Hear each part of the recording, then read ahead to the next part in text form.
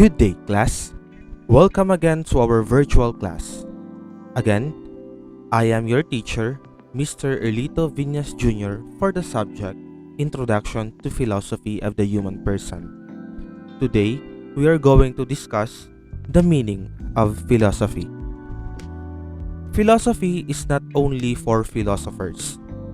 Every person has the capacity to find the value of philosophy in his or her own life.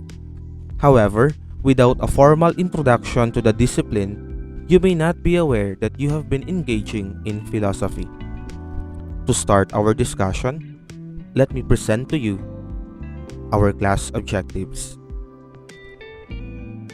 First is to distinguish a holistic perspective from a partial point of view. Second, to realize the value of doing philosophy in obtaining a broad perspective on life. Third, do a philosophical reflection on a concrete situation from a holistic perspective. In your previous activity, we learned that philosophy comes from the two Greek words. First, philo, which means love or to love, and sophia, which means wisdom.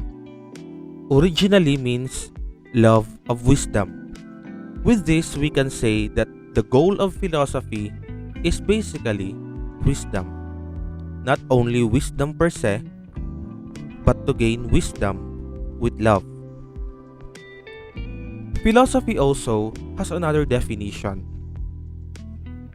Philosophy is also the science that by the natural light of reason studies the first cause or the highest principle of all things.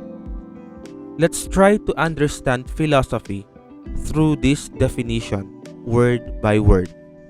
First, philosophy as science. Philosophy as science employs a certain procedure. Science is also an organized body of knowledge. Here we can say that philosophy as science do not jump into a certain conclusion without employing certain procedure. Just like in science, philosophy undergoes certain procedure to arrive at true and valid conclusion. Next, philosophy as natural light of reason. It investigates not through laboratory instrument, neither supernatural revelation. Again, I would like to highlight this. It does not investigate laboratory instrument, neither through supernatural revelation, but instead, it uses our natural capacity to think. The natural light of reason is the capacity for intelligent thought that all human beings have just by virtue of being human. By exercising this native intelligence, human beings can discover, verify, and organize many truths of natural reason. Again, without the aid of laboratory experiments or supernatural revelation, but purely human intellect. Next, philosophy as the study of all things. Philosophy studies not one-dimensional or partial. It's not limited to a particular object of inquiry. Basically, it's multi-dimensional or holistic. That is why our topic will focus on understanding philosophy in its holistic point of view. To understand man in a holistic perspective, because philosophy is not one-dimensional or partial. It will not only focus on a certain aspect of a human being, but it will focus in a multi-dimensional aspect of a human being. Next, we have the first cause or the highest principle. Philosophy as the first cause or the highest principle. To understand this, let's try to understand what's principle first. Principle is that from which something proceeds in any manner whatsoever. Basically, when we talk about principle, it is something as a fundamental law, wherein every law will follow from this fundamental law. So a philosophy as a highest principle, as a first cause, means that all principles will follow, will go back, or is bounded to philosophy, which is our highest principle. So as said, all principles will again go back or will follow or is bounded to philosophy. To better understand what's a principle, let me introduce to you some of the principles. First is the principle of identity. Whatever is, is. Whatever is not, is not. To understand this, let's try to give an example of an eraser. If an eraser is an eraser, it should not be a chalk, because an eraser is an eraser. Its essence, its eraserness. Next, the principle of non-contradiction. It's impossible for a thing to be and not to be at the same time and at the same respect.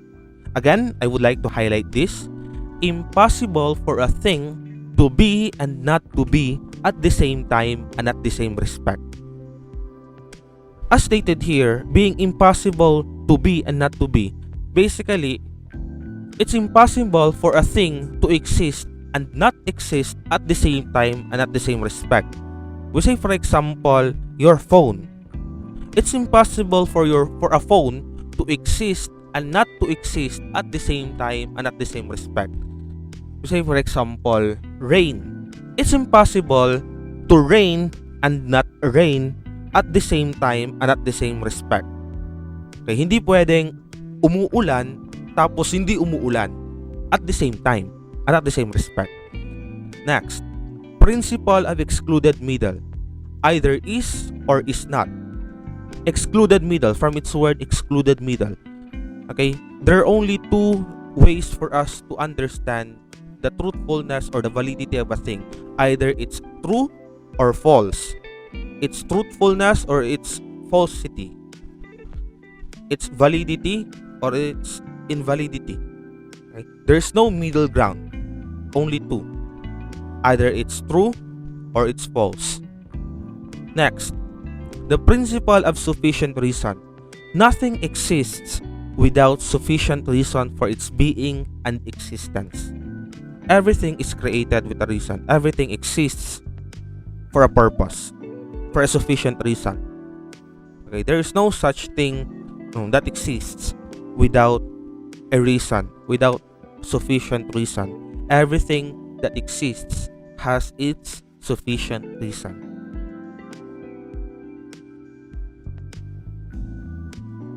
As we go along with our discussion in philosophy, may the words I quote from one of the greatest philosophers in the world, Socrates, serve as a reminder for us. One thing I know, and that is, I know nothing.